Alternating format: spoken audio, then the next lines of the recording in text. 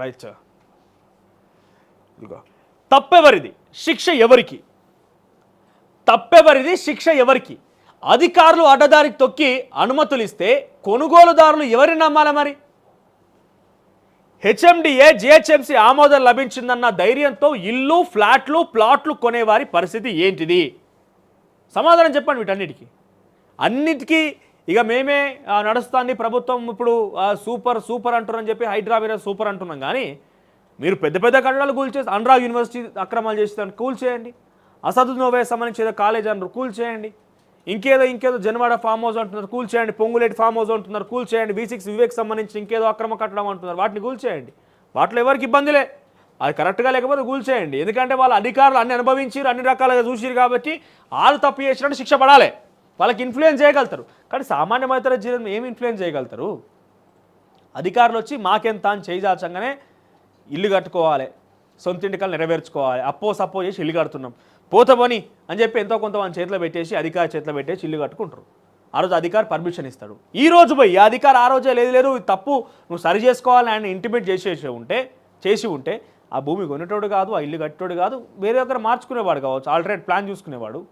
అన్నీ అయిపోయి 10 ఏళ్ళు అవుతుంది, 5 ఏళ్ళు అవుతుంది, ఇల్లు కట్టుకున్న తర్వాత పోయి కూల్చేస్తామంటే తప్పు ఎవరిది, శిక్ష ఎవరికి వేస్తున్నారు మీరు? హైదరాబాద్ చందానగర్లో జిహెచ్ఎంసీ అనుమతులతో నిర్మించినటువంటి G+3, G+4 భవనాలను ఇటీవలే హైడ్రా కూల్చేసింది.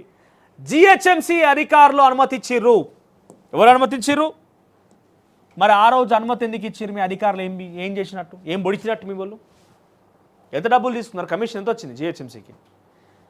G+3, G+4 కట్టాలంటే హైదరాబాద్ పరిసర ప్రాంతాలు ఎవరన్నా కానీ ఆ రోజు అనుమతించిర్రు కాబట్టి కట్టుకున్నారు. అది కట్టాలంటే ఏం లేదని యావరేజ్గా 10 నుంచి 15 కోట్ల రూపాయలు అవుతాయి ఈజీగా. G+3, G+4 కట్టాలంటే ల్యాండ్ పర్చేజ్ అదంతా వాల్యూ.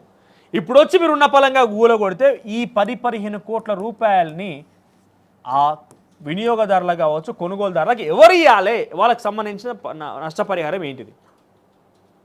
ఆ రోజే కనుక టౌన్ ప్లానింగ్ అధికారులు, జిహెచ్ఎంసీ అధికారులు పోయి వాటిని నిలవరించి ఉంటే ఆ కట్టడం జరిగేది కాదు కదా. అధికారులు చేసిన తప్పులకి ఈరోజు వినియోగదారులు, కొనుగోలుదారులు ఇబ్బంది పడాలన్నా, సామాన్య మధ్యతరగతి జీవితాలు ఇబ్బంది పడాలన్నా?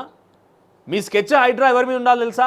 బడా బాబుల మీద, ధనార్జనమే ధ్యేయంగా వాటి మీద కమర్షియల్ కాంప్లెక్స్లు కట్టుకొని కమర్షియల్ యాక్టివిటీస్ చేసే వాళ్ళ మీద, నాగార్జున మీద, అనురాగ్ యూనివర్సిటీ మీద, ఓవైఎస్సీ కాలేజీ మీద, జనవాడ ఫామ్ హౌస్ మీద అన్ని రకాల చూసి అన్ని రకాల సంపదలను సంపాదించుకొని ఆమామంటూ పేద ప్రజల యొక్క అస్తిత్వాన్ని, వాళ్ళ యొక్క రక్తమాంసాలని పీల్చుకొని పీల్చి తినేటువంటి ఆ రాజకీయ సినీ వ్యాపార ప్రముఖుల మీద మీ యొక్క ఎజెండా ఉండాలి, మీ యొక్క ఉక్కుపాదం ఉండాలి.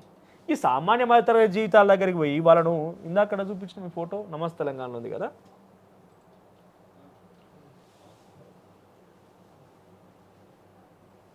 ఈ పసికందుకు, ఈ పాపకి ఏం తెలుసు? ఆమె ఇన్ని రోజులు ఉన్న ఇల్లు, ఆడుకున్న ఇల్లు, అక్కడ ఉండి అన్ని రకాలు, అంటే ఆమె కొంత అవగాహన వచ్చి ఉంటుంది. ఆ పసిపాపకి ఇప్పుడు ఎవరు కారణం? సమాధానం ఎవరు చెప్పాలి?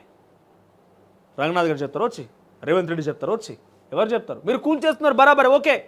కానీ బిఫోర్ దాట్ ఈ అధికారులు ఎవరైతే ఈ ఇల్లుకి పర్మిషన్ ఇచ్చిర్రో, ఈ కట్టడాలకు పర్మిషన్ ఇచ్చిర్రో, అక్కడ కడుతున్నా కూడా చూసినట్టు ఊరుకున్నారో, మీరు ఏం చేయాలి? ఫస్ట్ వాళ్ళ మీద చర్యలు తీసుకోవాలి. లేదు అప్పటికి మీరు చర్యలు తీసుకుంటాం, అది మీద వాళ్ళ మీద కూడా తీసుకుంటాం అనే ఆలోచన మీ దగ్గర ఉన్నప్పుడు వీళ్ళకి ఆవాసం ఏర్పాటు చేయండి, ఇంకొక ఆల్టర్నేట్ సొల్యూషన్ చూపించండి, వాళ్ళకి నష్టపరిహారం చెల్లించండి. ఎస్, ఇక్కడ బాధితులు ఎవరు తెలుసా? జిహెచ్ఎం ప్రభుత్వ భూముల్లో కట్టడాలు కట్టారు కాబట్టి ఇక్కడ ప్రభుత్వం బాధితులు కాలేదు. ప్రభుత్వం ఇటువంటి చర్య తీసుకోవడం వల్ల వీళ్ళు బాధితులు అవుతున్నారు. మీరు కరెక్ట్గా అర్థం చేసుకోవాలి. ప్రభుత్వం అనేది ప్రభుత్వ భూమి కబ్జాకు గురైంది కాబట్టి మనం ప్రభుత్వాన్ని బాధితుల పక్షాన పెట్టలేం, బాధితుల టర్మ్ వాడలేము ఇక్కడ. ఎందుకంటే ఇదే ప్రభుత్వం సంబంధించిన అధికారులు కదా ఇక్కడ వీళ్ళకి పర్మిషన్ ఇచ్చింది వాళ్ళే కదా. సో ఇక్కడ ప్రభుత్వం వల్ల వీళ్ళందరూ బాధితులు అవుతున్నారు. ఏమని?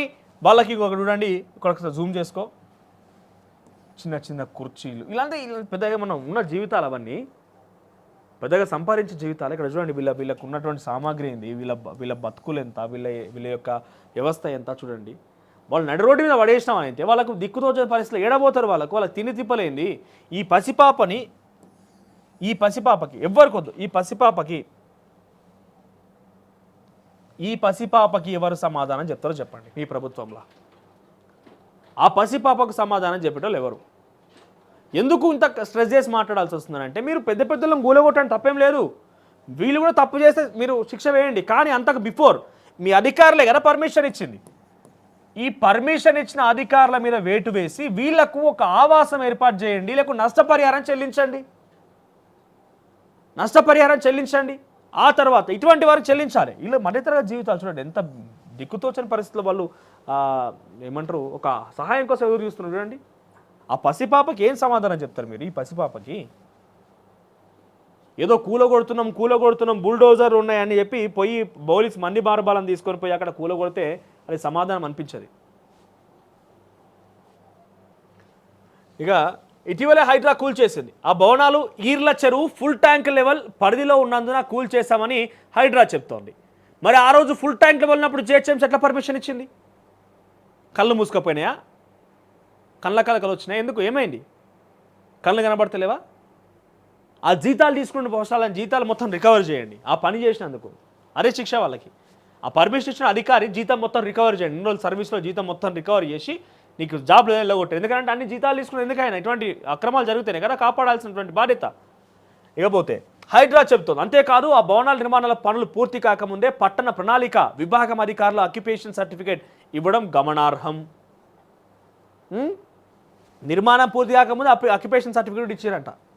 కింద ప్రగతి నగర్ హెచ్ఎండిఏ అనుమతితో స్టిల్ట్ ప్లస్ 5 అంతస్తులతో నిర్మించినటువంటి 3 భవనాలను హైడ్రా నేలమట్టం చేసింది. ఇక్కడ ఆ విభాగం చెప్పిన మాట అదే. ఆ భవనాలు ఎర్రకుంట చెరువులోని FTLలో ఉన్నాయని చెప్పిందట. మరి ఇన్ని భవనాలు కట్టేదాకా చూస్తూ కూర్చున్నామంటే నీ కళ్ళు ఏమైనాయి? చెరువులను పునరుద్ధరించాలన్న సర్కార్ ఆలోచన మంచిదే. నిబంధనలు మీరి అడ్డగోలుగా నిర్మించిన అక్రమ కట్టడాలను చట్ట ప్రకారం కూల్చివేయడానికి ఎవరూ తప్పుపట్టరు. కానీ అవి అడ్డగోలు నిర్మాణాలని తెలిసి అనుమతులు ఇచ్చిన అధికారులపై మరి మీ చర్యలు ఏవి? బిల్డర్లు అధికారులు కుమ్మక్కైపోయి కట్టిన ఇల్లు ఫ్లాట్లను జిహెచ్ఎంసీ హెచ్ఎండిఏ రెరా అనుమతులు ఉన్నాయనే భరోసాతో ఉన్న కొన్న సమస్యల పరిస్థితి ఏంటి? ఇన్ని పర్మిషన్లు ఇచ్చిరనే కదా అక్కడ మనం కొనుగోలు చేసింది. మరి ఈరోజు ఆ కొనుగోలు చేస్తే యాజమాన్యాలు భరిస్తాయా? అమ్మినోడు భరిస్తాడా?